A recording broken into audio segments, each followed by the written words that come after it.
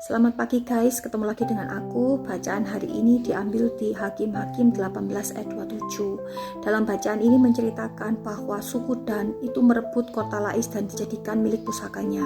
Yang mana kota Lais ini rakyatnya semuanya hidup dengan damai dan tentram.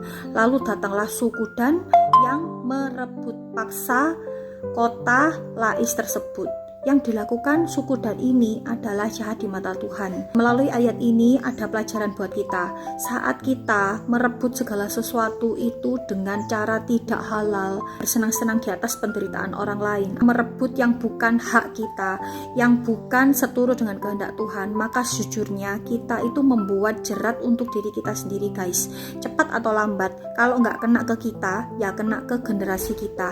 Oleh sebab itu, selalu turut sertakan Tuhan ya di setiap keputusan-keputusan kita. Kita berdoa, kita bilang kepada Tuhan, Tuhan, biar kehendak-Mu saja yang terjadi. Sebenarnya saat kita mengambil suatu keputusan, jika di dalam hati kita itu tidak damai sejahtera, itu sudah cara Roh Kudus kasih warning ke kita bahwa yang kita lakukan itu tidak seturut dengan kehendak-Nya.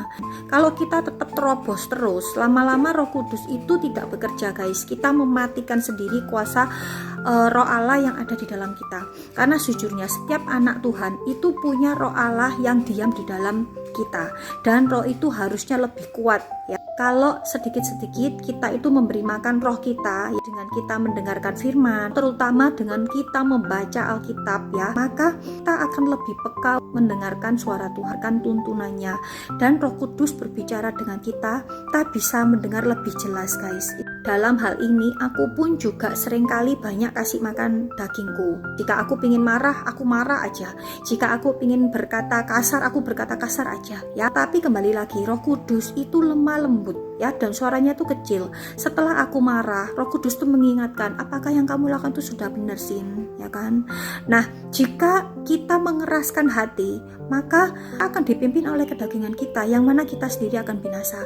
Tetapi jika setelah kita ditegur tuh kita lalu introspeksi diri, maka Roh Kudus akan kembali pegang kendali hidup kita. Oke, ayo kita kasih makan roh kita lebih daripada kita kasih makan daging kita ya guys. Banyak makan firman, banyak makan hal-hal yang menyenangkan hati Tuhan ya. Latih terus roh Allah yang ada dalam kita ya guys. Semangat.